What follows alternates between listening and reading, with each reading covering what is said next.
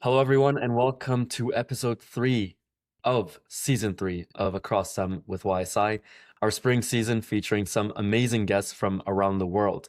I'm very excited for today's episode because it's one that really captures what this podcast is all about, young people who aren't waiting for permission to do extraordinary things. I'm your host, Amir Ali, and today's guest is someone whose story genuinely stopped me in my tracks when I first came across his profile a couple years ago. Joining us today is Mark Daniel Leupold, a 12th grade student from Wolfsburg, Germany, who joined Youth 7 Initiative as a researcher and is now the YSI chapter leader for Germany. And he also presented at STEMQuest 2.0 last summer. But those two sentences alone don't come nearly anywhere close to capturing what Mark has actually been building, because in the span of just a few years, Mark has interned at the German Aerospace Center, the DLR, working on LiDAR-based person detection system and smart traffic light simulations. He's completed not one, but two of Harvard's most rigorous computer science courses, CS50X and CS50AI.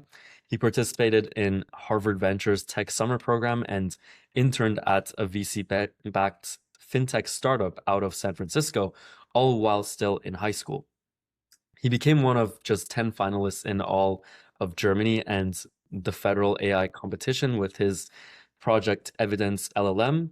And he's built autonomous cars simulations, reinforcement learning robots from pure math, no libraries, and is currently working on probabilistic super resolution for satellite imagery using GNS. And as if all of that was not enough, he also holds gold medals from national judo competitions and a silver from an international aerospace competition in Berlin. Oh, and he has built a course scheduling tool for his classmates when his school's online planner wasn't ready in time, because why not? That's what Mark does.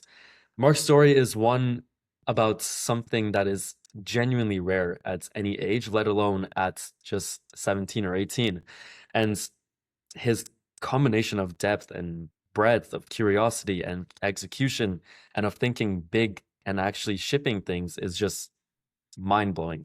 He doesn't just learn about AI, he publishes about it, builds with it, he competes with it on national stages, and he didn't just attend global programs, he represents an entire country through Youth 7 Initiative, for instance, and uses that platform to grow a community. And what makes this story especially compelling is where it comes from, not from Silicon Valley, not a prestigious research university, but a private school in Wolfsburg, Germany, with a personal website, a GitHub, a YouTube channel, and really an unshakable bias toward building.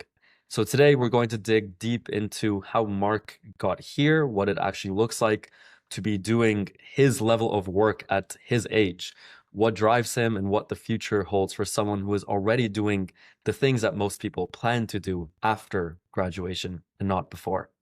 So, Mark, welcome to Across Some with YSI. It's a pleasure to have you here. How are you doing today, and where are you joining us from?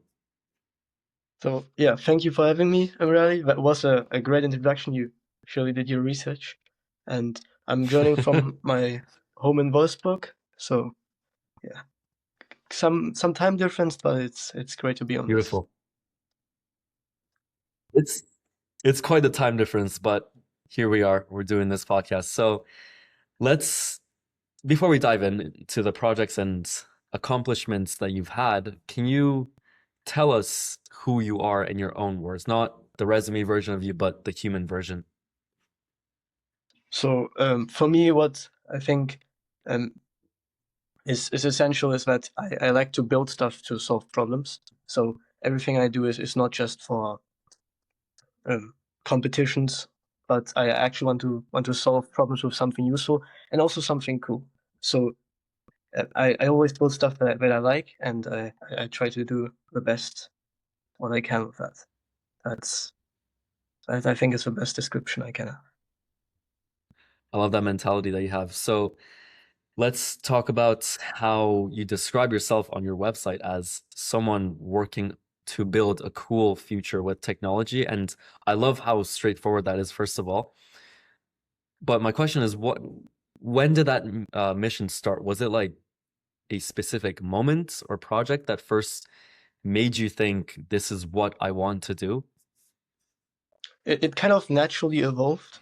So I've always wanted to like I was always interested in building cool stuff. First, I was interested in cars, but evolved into me building autonomous cars, and I wanted to build a cool future with autonomous cars. And yeah, as in general, like cool technologies. So it evolved in the areas from cars to AI to industrial projects, but yeah, I was always something that motivated me.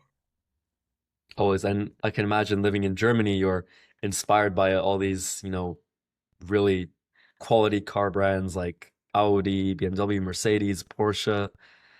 All of them probably played a role in that passion that you have for it.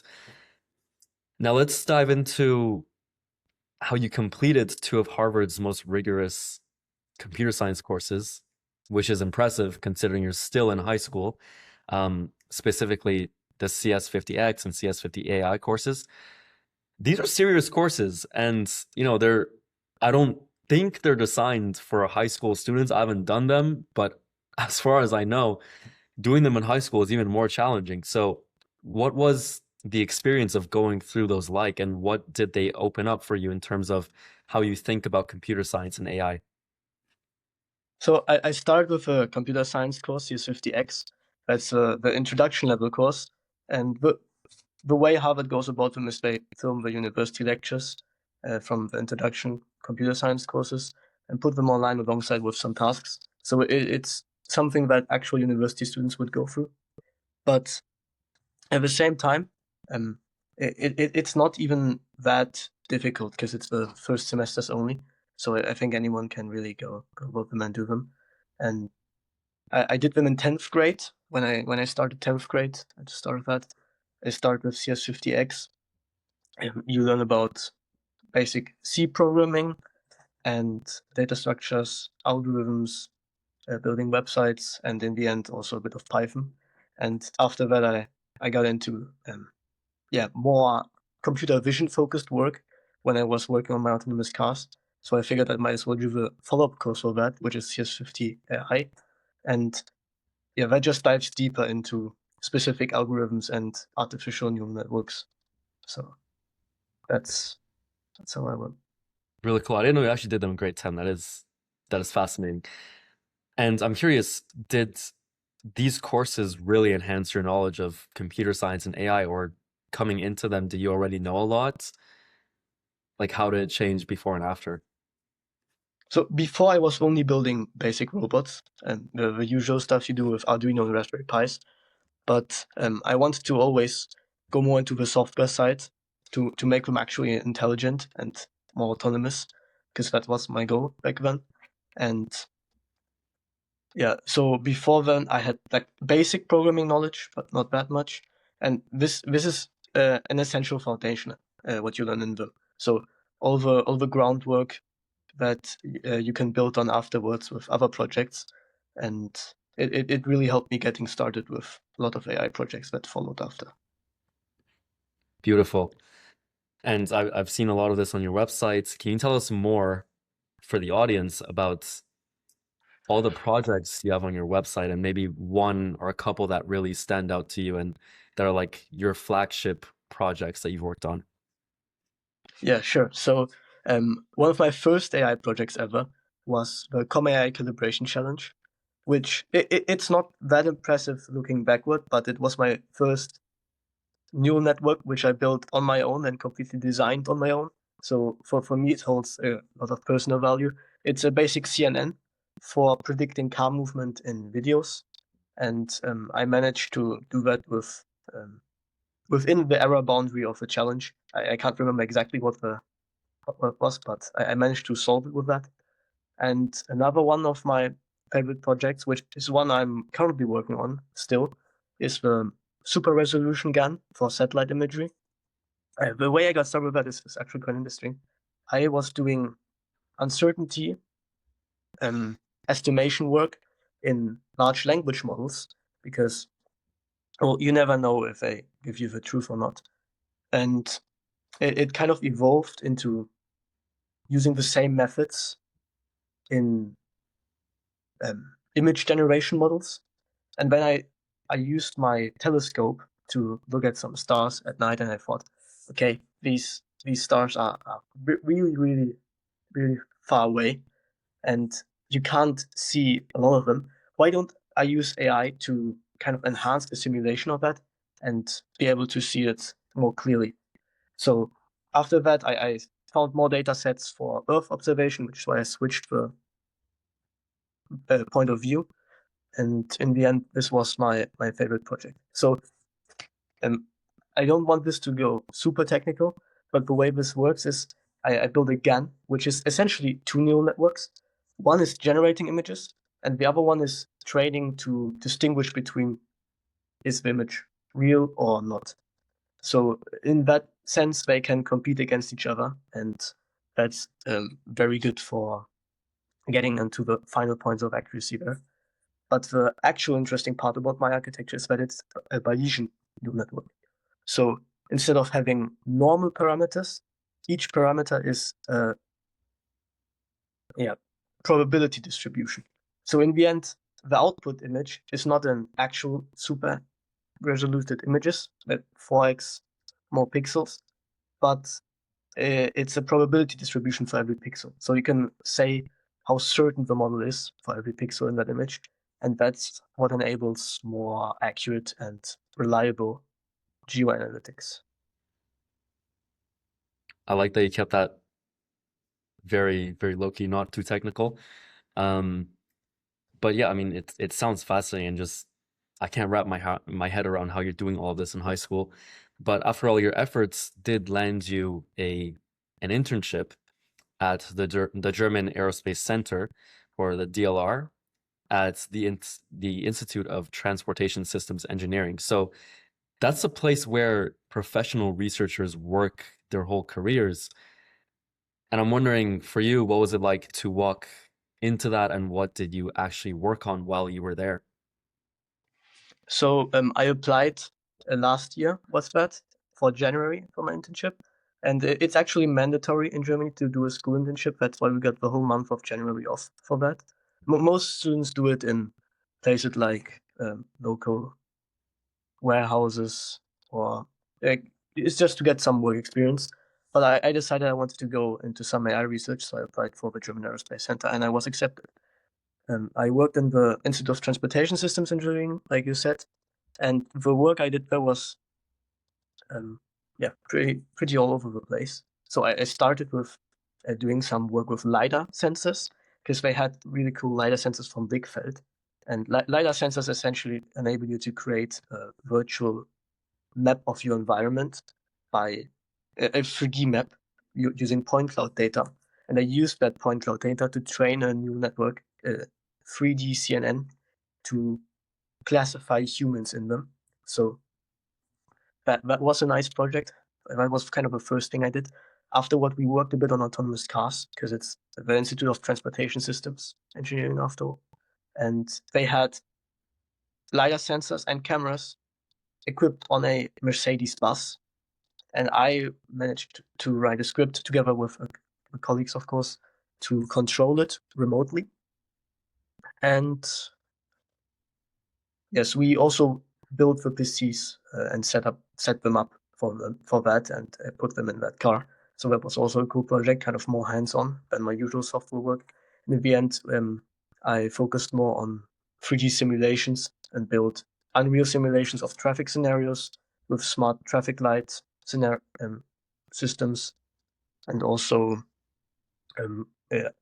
did some work in CAD, which is useful for general engineering purposes. Very cool. And from this experience, what do you think was the biggest takeaway for yourself? I mean, um, doing such an internship at such a prestigious place, the German Aerospace Center, it's huge, and it's, I believe, not very common for a high schooler to land an internship at such a center. But I'm wondering, what was the biggest takeaway for you? So what is something from this experience that will live with you throughout the rest of your life and career? The biggest takeaway is that all the things that you see in the world, you can actually build them. yourself. So even if they seem very impressive, like autonomous cars, like which is a massive and technologically very complex thing, if you go step by step about it, it's actually not that difficult if you think about it. That's not meaning that the work is not difficult, but it's possible to do. So the biggest takeaway is that you can build really anything. That's yeah. You can build anything. Amazing. So let's talk more about what you built. And to me, one of the things that really stood out from your project is the range, from the LiDAR, person detection, CNNs, to smart traffic simulations, to a reinforcement learning robot built from pure math and no libraries. These are all projects that you've crafted. And this brings me to the question, how do you decide what to work on, and what does your process look like when you're starting something new? So it actually becomes very easy to decide what you work on when you have some basic knowledge about the technologies you want to use. Because when you already know which toolbox you have, it's easier to know for what you can use them. And the way I go about this most of the times is I look at what's already out there in terms of research, in terms of projects that were already built by other people, and I try to find something that improves that or it gives it a unique touch. So reinforcement learning robots, as you mentioned as my last project, which I didn't mention yet, are quite popular and they're known. So it's not hard to build one. But I decided I want to get deeper into the AI side, so I didn't use any libraries for that, and I coded the whole neural network up from scratch. Of course, it's not that effective as when you use libraries like PyTorch for that, but it was a great experience for just getting a better foundation in that knowledge. So just know what you can build and always try to push yourself a bit with that. So don't build easy stuff. And look at the research, look at what's out there, and try to improve it in some regard.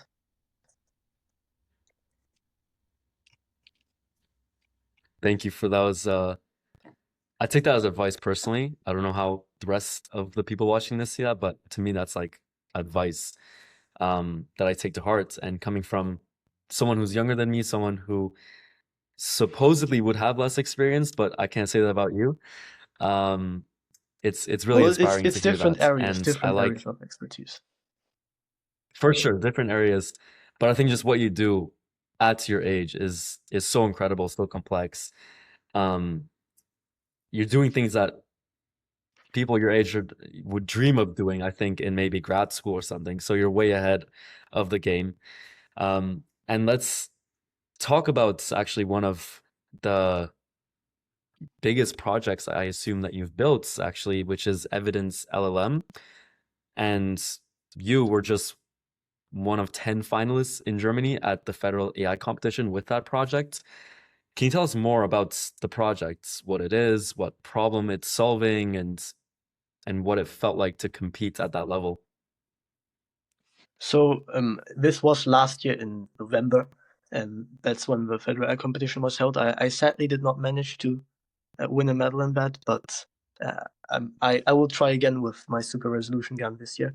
So my project, Evidence LLM, was essentially a rack system, and I think rack systems are very popular nowadays, so lots of people should know about them. But it's a retrieval system for large language models, and I improved that in a lot of ways. So I did a temperature fine-tuning classification model, which I built and trained on on a data set which I found, and I also built my own response verification model, which uses the evidence retrieved by the RAG system to verify if the LLM answer or response is correct. And that all goes hand in hand with just providing verified and reliable answers based on retrieval from documents and data for LLMs. Because the biggest issue I was solving with that was hallucinations. And when you ask ChatGPT, for example, a question, it might make up the answer, right? Especially if it's some information that's not out there in the internet or something that we don't know. So it's very hard to tell if an answer is correct or not, and that's the way to verify it and make sure that you're getting the correct thing.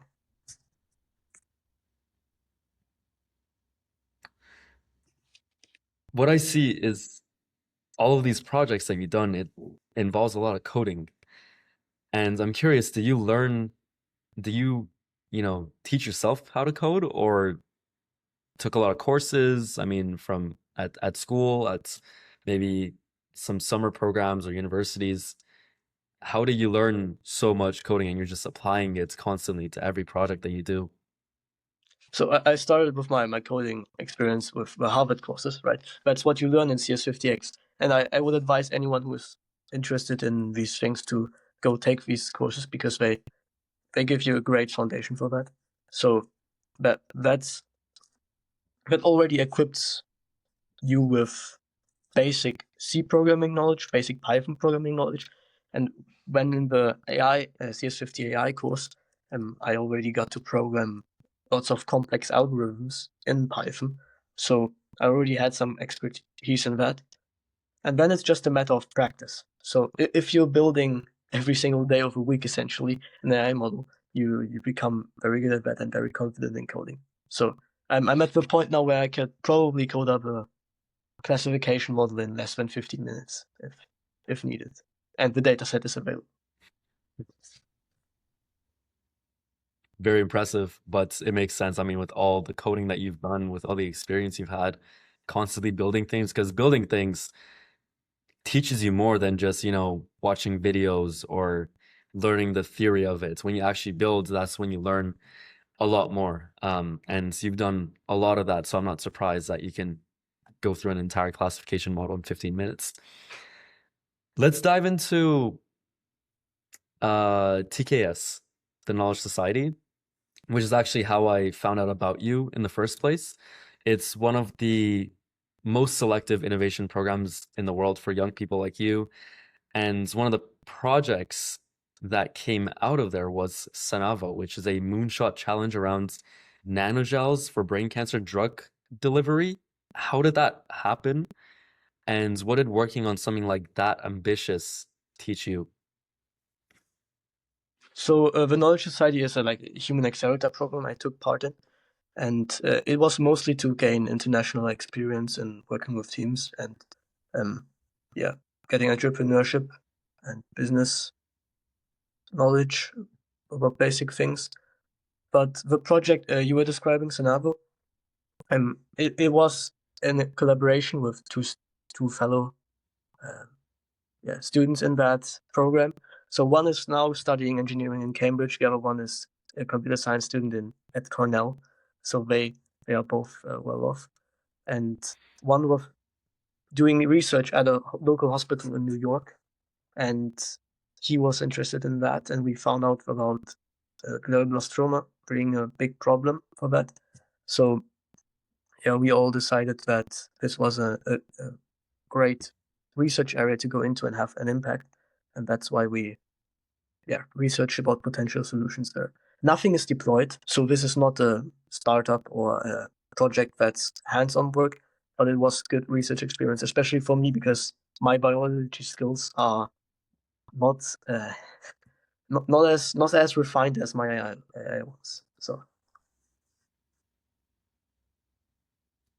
No, but it's nice that, I mean, you don't have to know the biology of it too much. It's what you do using your own skill sets to make a difference. And I mean, it's impressive that you got to collaborate with two seemingly very cracked people to work on this project, Sanovo, and again, just shows how innovative you are. And I can just imagine how much more you'll be doing further on in university and, in the later stage of your career when you're doing all of this already in high school and probably before that. So keep it up, honestly. It's tremendous work. Now, let's talk about how you also went on an exchange to Brazil and competed in the Luftwaffe Masters in Berlin. Sorry if I butchered that German pronunciation. And you won silver in the open age class. Now, there's a side of your story that's very global. It's very physical, like judo medals, grappling seminars, international audiences. Um, and how does that part of your life connect to who you are as a builder and a thinker? Can you tell us more about that? So for the competition that was in Berlin, also in December last year, it was an international judo competition, but it was not like a national championship. It wasn't just an international competition where I got silver in the open age class. So I've started judo since I was probably 7 years old or 8 years old maybe, and I've already enjoyed it from that point. So I never stopped doing that, and I've made a lot of friends with that in judo and grappling. It's something that's a good another interest. So it's nothing for building, nothing academically, but it's something that's fun and that can relieve you, keep you healthy, do sports. So that's also a big part of having a balanced life. Absolutely. And how did you get into judo in the first place? I believe one of my friends from primary school was doing judo, and I wanted to try it as well, and then I just stick with it. So Yeah. Interesting. And now you're stuck with it. competing at competitions and going to Brazil. And it's interesting that this kind of passion of yours, I guess it grew along with all the projects you do, all the coding, all the internships at top engineering centers like the German Aerospace Center. How do you talked about balance and how this helps you stay balanced, but I mean, you still do a lot. And I'm wondering with all the things that you do, all the extracurriculars, your school, your projects, everything, how do you manage your time and take care of yourself at the same time? So if you enjoy what you're doing, then it's not that hard to manage your time, right? I like building my AI models, my neural networks. So the when I go home from school, I just hop on my computer and build some stuff. Then I have my timer for my judo classes, and I I train that, and yeah, it's not that hard. So just do your work. So I've seen people who are planning their days with minutes of time blocks or doing fancy um, productivity routines. But for me, it's just doing your work. Just do the So work. Yeah, yes, that's what it's all about. everything else is a distraction. Yeah, yeah, for sure. So you're still in 12th grade, which is unbelievable, and most of your peers are figuring out what university to apply to. I'm wondering for you, what does the future look like right now? What are you most excited about and most uncertain about at the same time? So when it comes to universities, I'm pretty uncertain about that because I am planning to apply for American uh, universities as an international student from Germany. And yeah, kind of courses don't match. I don't have APs here. We don't even have counselors. But so I'm a bit worried about the admission process, but I'm sure it will go fine. And I don't need to be why? worried. Yes, everyone tells me that, but still, it's a different thing when you're sitting here. So I want to go to a good American university because they have all the brilliant minds of the world. And I believe connections are also one of the most important things you can have in your life. So studying at a place like Stanford or MIT would enable lots of opportunities also for founding or co-founding companies in technology that can actually have a bigger impact than any of the individual projects could ever have. So that is my goal for my academic future. But let's see where it takes me. For sure. I have no doubts you'll land, that acceptance letter to Harvard or one of the Ivies or Stanford. I have no doubts about that. And if you don't get into them, it's their loss, to be honest. But you say you want to go to American universities. I'm curious. I assume you want to contribute to, a lot of the innovation that's happening in the US. But after that, what I'm wondering is, do you want to return to Germany at some points in your life, maybe after working in the US for a while, and give something back to your community in Wolfsburg or in Germany as a whole? So Wolfsburg is actually a pretty international community because we have the Volkswagen headquarters here. So it's the core city of the German car industry, Mhm. and I think we're doing fine even without me giving back to them. So I my plan is, at least for now, that can change in the future, that I'm doing my work in the US because it has a lot more of entrepreneurial opportunities, less taxes, less regulations, and more funding, for example. So maybe I'll go there once already having a good amount of impact on the world. Yeah. Right, right. You want to go into Silicon Valley? Is that the goal?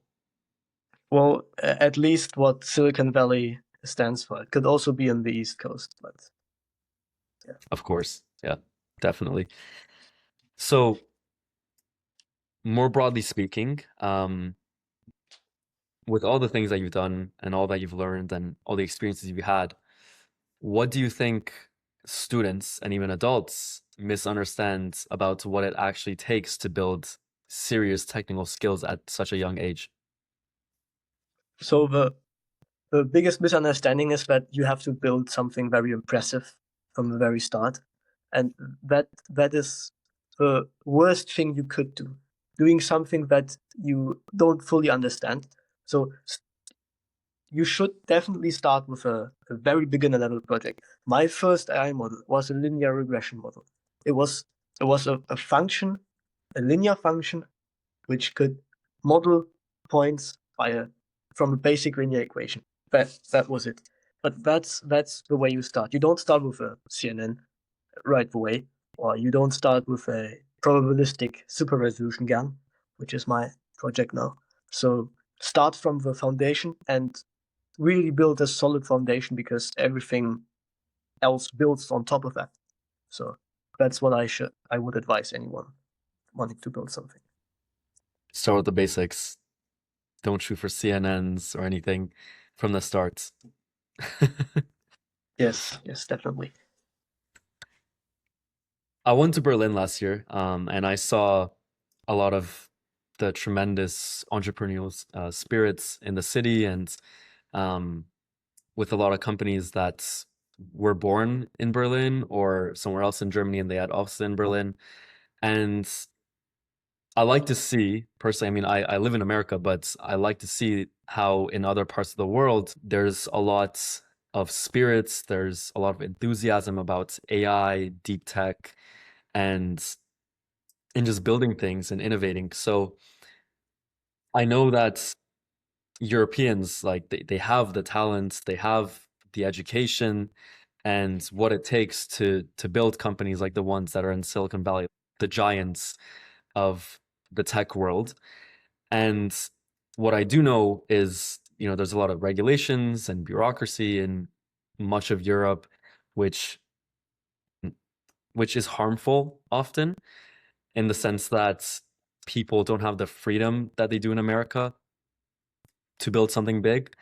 But the enthusiasm from what I saw in Berlin last year, it's there. It's definitely there. And from your perspective, living in Germany, for a young person in Germany or anywhere else in Europe who wants to get into AI or deep tech or any related field like that, but doesn't feel like they have access to the right resources, the right network, or the right environment as a whole, what would you tell them? Also, if they're considering not going to the US.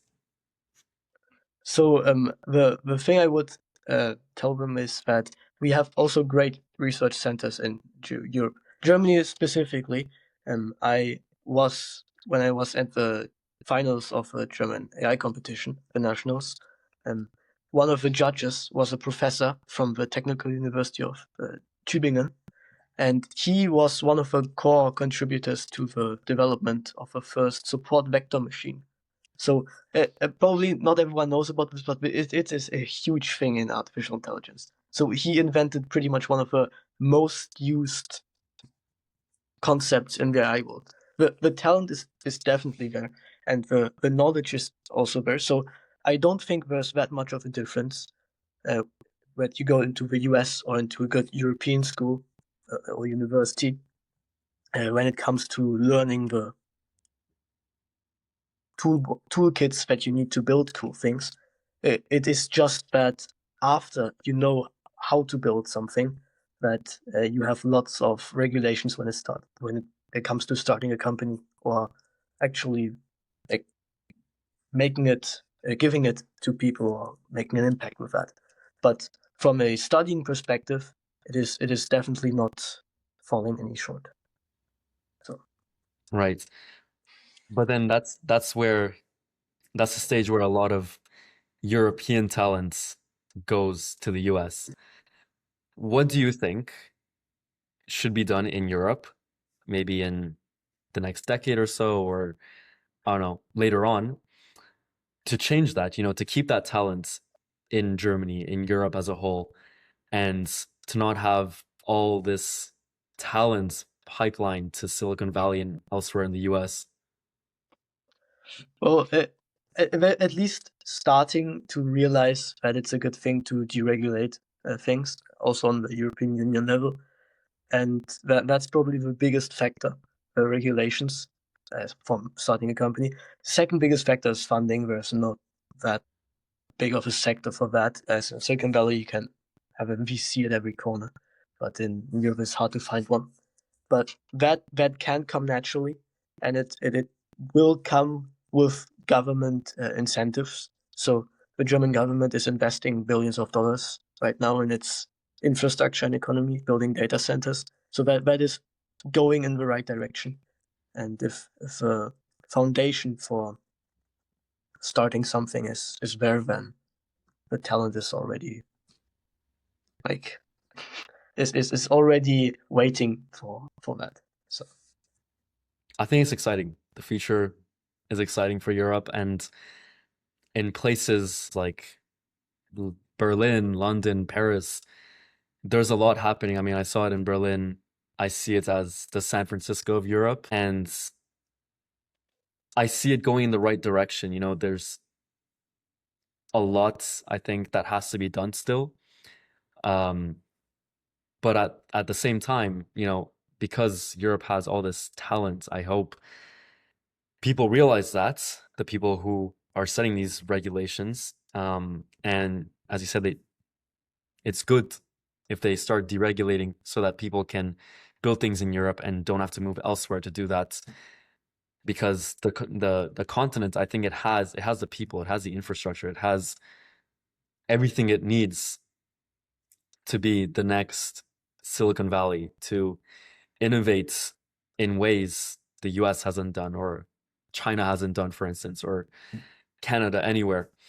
And I'm excited to see that because, again, I live in America, but I would love to see the innovation that's happening here happen elsewhere because I know the people have that capability for it. I just hope there's a lot less regulations, um, and that people like you, for instance, wouldn't have to leave home to go pursue something bigger in somewhere like the States.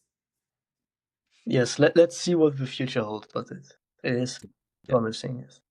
definitely. I think it'll be exciting. It'll be exciting for sure. Now, you also wrote technical articles on Medium, and you have a YouTube channel, a personal website, as mentioned before, and a GitHub where you store all your repositories and your projects and all the things that you've coded. So you're publicly sharing your work across multiple platforms, and that's something that I love to do as well. But I always like to ask someone else who I see doing things like that as well, sharing their work publicly. It's inspiring, first of all. And I also wonder what drives you to do that. What's the value of building in public, especially at your stage in your career? So I was always a big fan of open source projects, especially in coding. It's a big thing. So yeah, if you build something, don't hold it closed for yourself, and don't share with anyone, but be open about it and let others have part of it, because that is the foundation of having like a good impact. Maybe someone else sees that project and continues to build something on top of that, or uh, yeah, is inspired by that, like you said. So don't hold it only for yourself, and it won't grow that way. I see a lot more potentials if you share it with the world.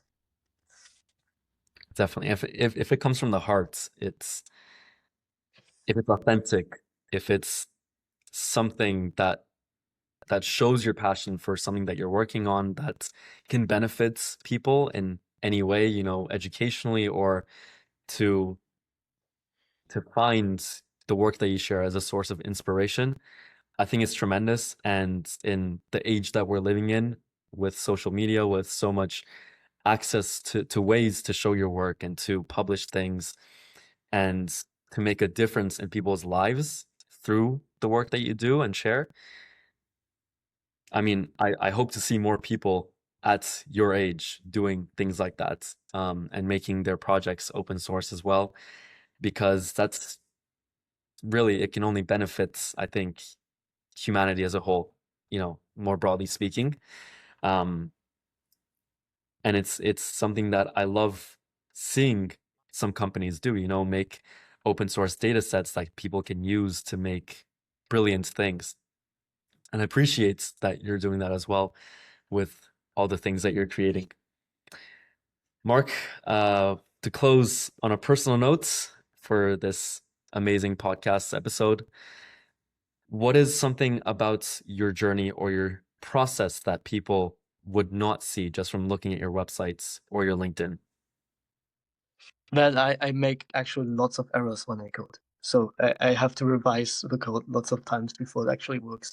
Having your layers in your neural networks with the wrong dimensions for the matrices, it uses to compute. So yeah, it's trial and error every time, and sometimes it's hard to show that.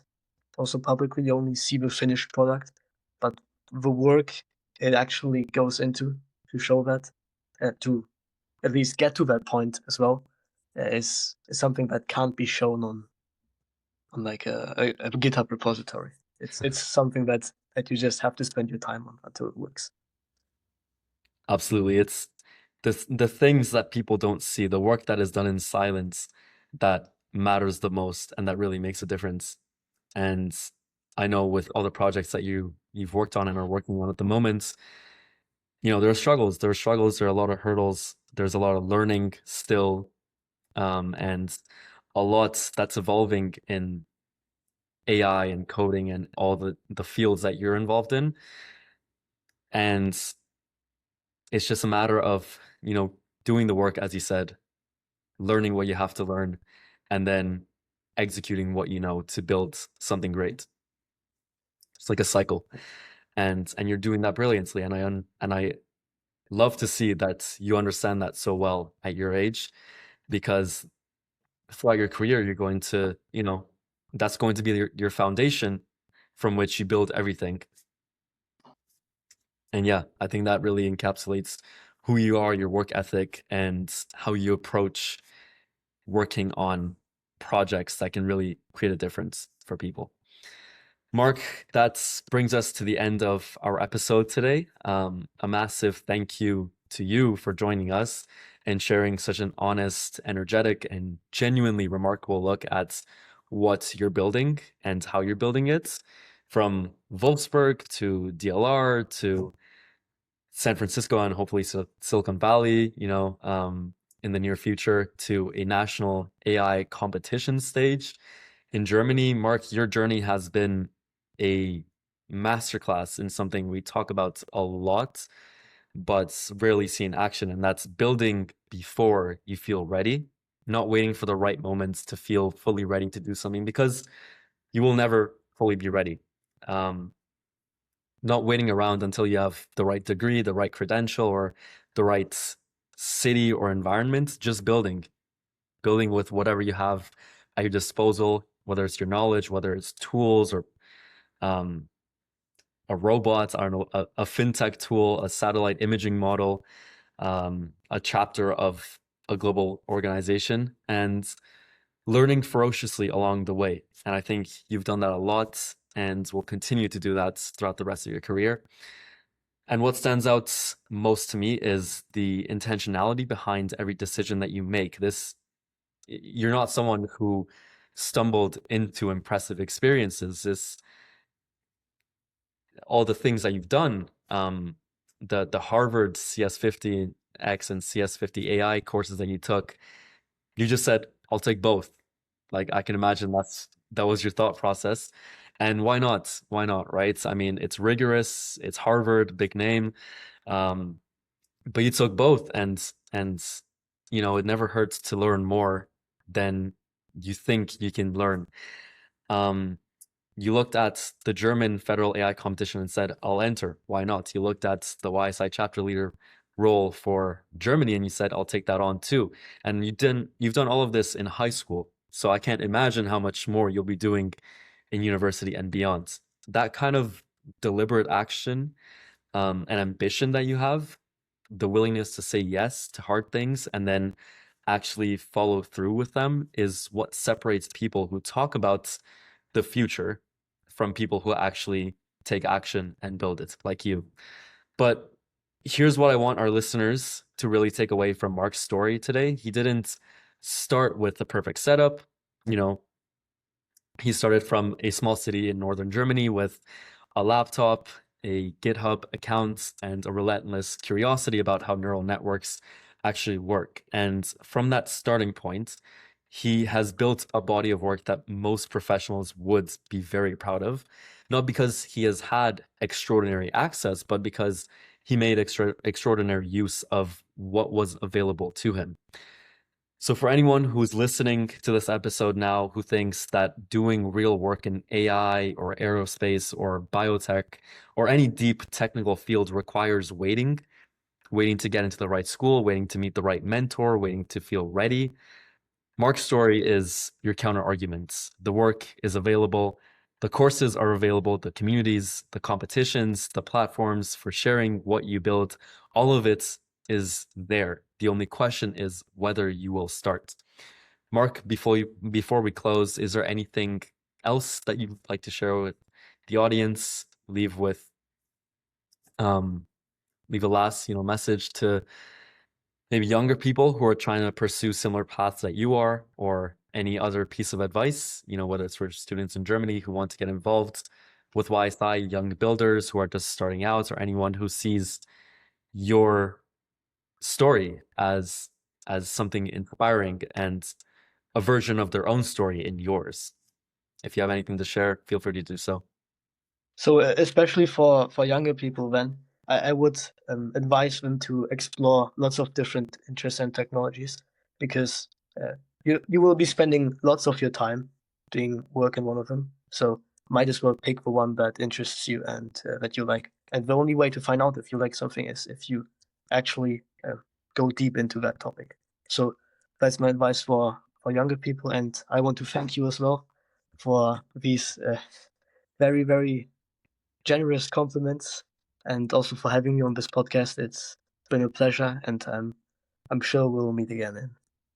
My pleasure. I've been wanting to have you on this podcast for a while, and I'm glad we finally did it. So thank you so much for joining me today, Mark. Yeah, thank you. Thank you. Take care.